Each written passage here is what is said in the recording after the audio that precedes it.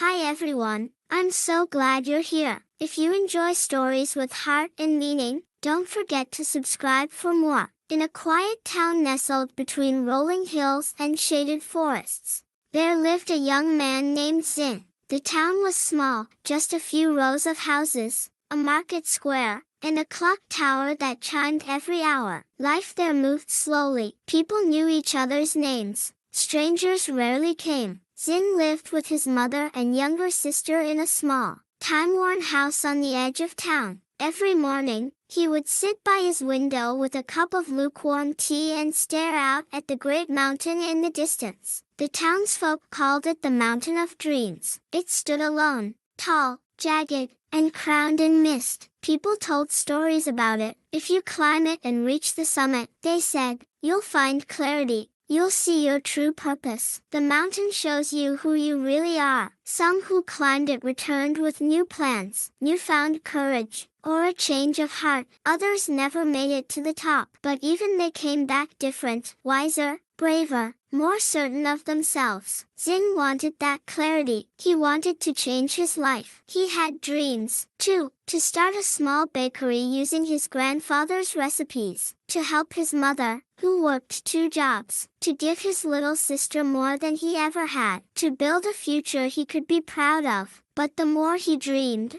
the more afraid he felt. Applying for a loan, even baking a batch of bread, he found a reason not to. I'm not ready. I don't have enough money. What if people laugh at me? Maybe next week. Days turned to weeks. Weeks turned to months. Zin watched others go. Some of his friends had already tried the climb. Some started families, jobs, and projects. But Zin stayed behind, trapped in the cycle of wanting and waiting. Each night, he lay in bed and stared at the cracks in the ceiling, thinking, maybe tomorrow will be different. But it never was. His dreams, once bright and wild, began to dim. He stopped trying, stopped hoping, stopped believing. But somewhere deep inside, buried beneath the fear and self-doubt, something small and stubborn still whispered, you were meant for more. Part 2, The Broken Mirror. It was a cold, gray morning. Rain tapped against the windows like distant footsteps. The sky hung low and heavy as if the world itself had paused to think. Zin paced around the house. There was a restlessness in him that he couldn't shake. He'd woken up early, earlier than usual, and couldn't go back to sleep. The silence of the house made the ache in his chest feel louder. His mother had already left for work. His sister was still curled up in her blankets, breathing softly, feeling the need to move. Zin climbed the narrow stairs to the attic. It was a dusty, forgotten place. Cobwebs clung to the beams. Old boxes lined the walls, filled with faded photographs, broken furniture, and half-remembered memories. Zin was looking for an old backpack, one he used to carry back in school when things felt simpler. But instead, he found something else. In the far corner of the attic, leaning crookedly against the wall was a tall mirror. Its surface was cloudy with dust. A long, jagged crack ran diagonally across it. Zin didn't remember ever seeing it before. Curious, he knelt in front of it and wiped away the dust with his sleeve. At first, all he saw was his own reflection, tired eyes, messy hair, a face older than he remembered. He stared at himself, frowning. Then, just for a moment, he thought he heard something. A whisper, so faint. He thought it might have been the wind slipping through the cracks in the roof. But then it came again, clearer this time. You're not afraid of the mountain, the mirror whispered. You're afraid of yourself. Zin fell back, heart pounding. He stared at the mirror in disbelief. Who said that? He asked the empty room. No answer. He approached the mirror again, cautiously, as though it might leap out at him. This time, the voice was softer. It didn't sound like a stranger. It sounded like him, like the part of himself he always ignored. You've been waiting for the world to change, the voice said, but the real battle is inside, your fear, your doubt, your laziness. Zin dropped to the floor, stunned.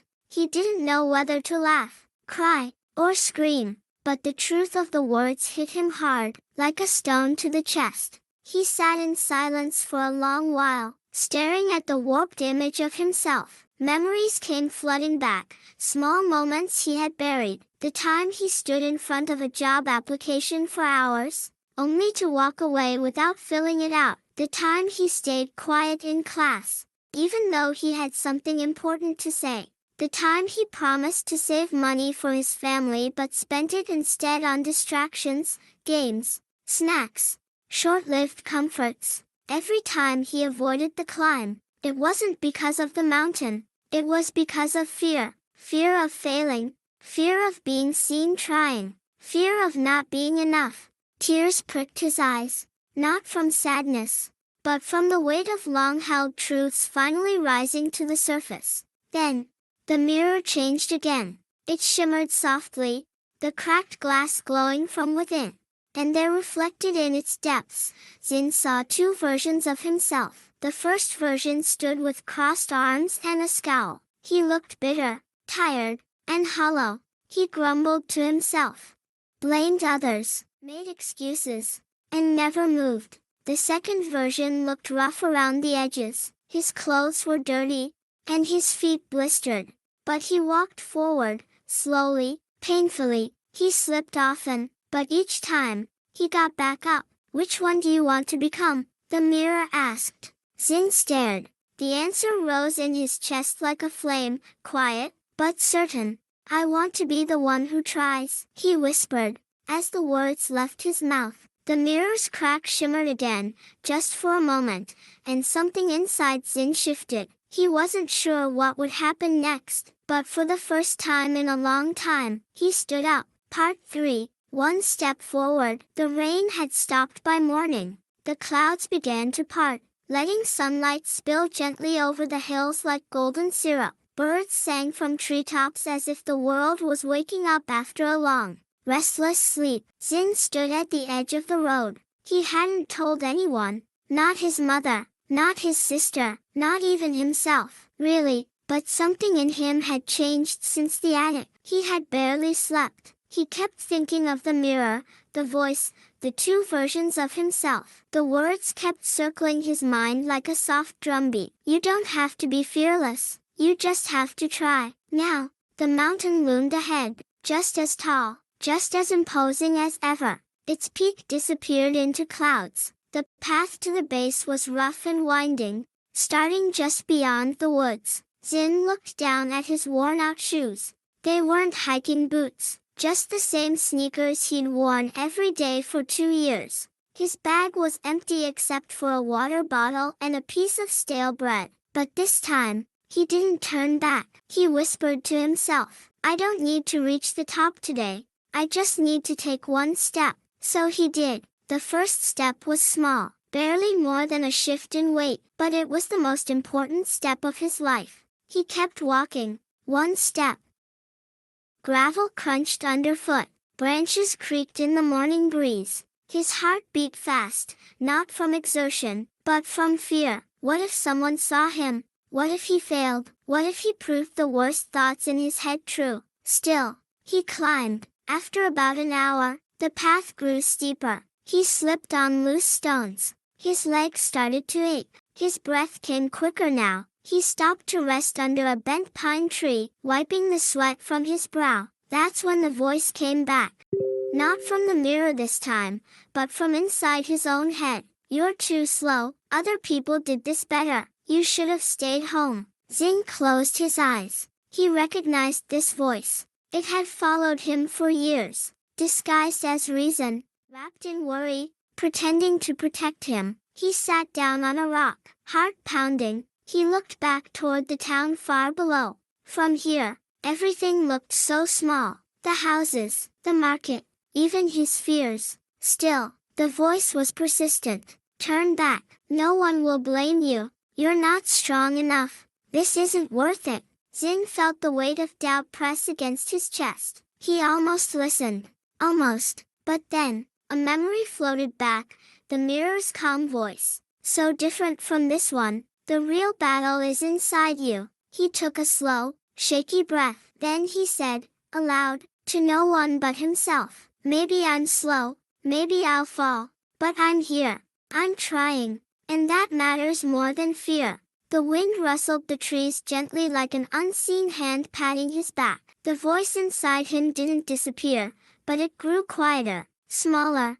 Zin stood again. His legs still shook, but they carried him forward. The next few hours were quiet. He walked through thick woods where sunlight filtered down in slivers. He crossed small creeks and stepped over fallen logs. The silence gave him space to think and feel. He thought about the bakery he once dreamed of. The smell of cinnamon. His mother was smiling behind the counter. His sister is doing homework at a table in the corner. A small, fragile hope lit inside him again. Not because he was climbing fast, not because he was winning, but because, for once, he wasn't hiding. He reached a small clearing by mid-afternoon. A flat stretch of grass and a view of the halfway point, still far from the top, but further than he'd ever come. He sat in the grass, stretched out his legs, and smiled, not a big, triumphant grin, but a quiet one, the kind of smile that grows from the truth. I'm still scared, he admitted to himself, but I'm not stopping. That evening, as the sky turned pink and gold, Zin built a small fire with dry twigs. He ate his stale bread slowly, staring at the flickering flames. He felt no audience, no noise, just himself, and the mountain, and the small, stubborn rhythm of feet that kept going. No big leaps, no loud cheers, just small, honest steps. And with each one, something grew inside him, not confidence, not yet, but something steadier, commitment. Part 4.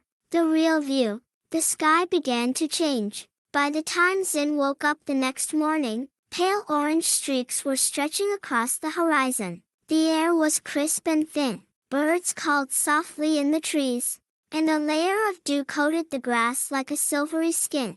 Zin rubbed his eyes and sat up slowly. His muscles ached from the climb, and the cold had stiffened his joints. But something inside him had grown still and quiet, like a storm had passed. He took a long breath, stretched his arms toward the sky, and looked up at the path ahead. The summit still seemed far away, its edges sharp against the morning sky. But he had come too far to turn around now. He packed his things, took one last drink of water, and started walking again. The final stretch was the hardest. The path narrowed, the rocks grew sharper, the air thinner. At some points, he had to use both hands and feet to scramble up short, steep ridges. His shirt clung to him with sweat. His palms stung where the stone had scraped them raw. There were moments, many of them, when Zin wanted to stop. Moments when he felt small again. Moments when the doubt came back like smoke in his lungs. You're almost there, he told himself, just a little further. But the voice of fear was still there, too, soft now, but familiar. What if the view isn't worth it? What if you climb all this way and nothing changes? Zin didn't answer this time. He simply kept climbing, not to prove anything, not to impress anyone, but because something deep inside him needed to finish what he started. His legs burned, his lungs strained, but step by step, hand over hand, he rose, and then, he reached it. The summit. Suddenly, the world opened wide. The wind swept across his face, cool and strong. Below him lay the entire valley, the town, the forest, the winding rivers like silver threads. Everything he had known was down there, smaller than he remembered. But it wasn't the view that made Zin's chest tighten. It wasn't the height or the beauty of the land spread beneath him. It was what he felt inside, a deep, rising warmth. Not because he was the strongest, not because he was the fastest, but because he didn't quit. He fell to his knees, not out of weakness, but in quiet gratitude. His hands touched the rock. His forehead rested against the earth. Tears came, not from exhaustion, but from relief. He whispered, I showed up. I faced myself. I kept going. The wind quieted, the clouds drifted apart. And then, just beside him, he saw it, the mirror. Untouched by weather or time. No longer cracked, no longer dusty. Its surface shimmered like water, clear and deep. Zing stood and stepped toward it. For a moment, he feared what he might see, but the reflection that looked back at him wasn't broken. It wasn't perfect either. Not flawless. Not glowing. Just real. He saw a young man with scraped hands and tired eyes, dirt on his face, and sweat in his hair. But also, a young man who had kept going, who had faced his fear, who had chosen courage over comfort. And the mirror whispered one last time. You didn't need to win. You didn't need to be fast or perfect. You just needed to show up. That's how mountains are moved. Zing smiled. A slow, quiet smile that came from somewhere deep, deeper than pride, deeper than victory. He stood tall, filled not with glory, but with peace. Because the real view from the top of the mountain wasn't the landscape.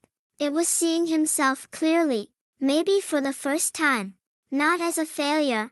Not as a dreamer who never acted. But as someone who tried. Someone who kept trying. Moral of the story. The hardest mountains you'll ever climb are the ones within. But every small, honest step you take forward, no matter how slow, is a victory. You don't need to be fearless. You don't need to be perfect. You just need to keep showing up. That's how you change. That's how you grow. That's how you move mountains. Thank you so much for listening. If this story touched your heart, please give it a thumbs up and subscribe for more. Until next time, keep dreaming and never stop noticing the beauty around you.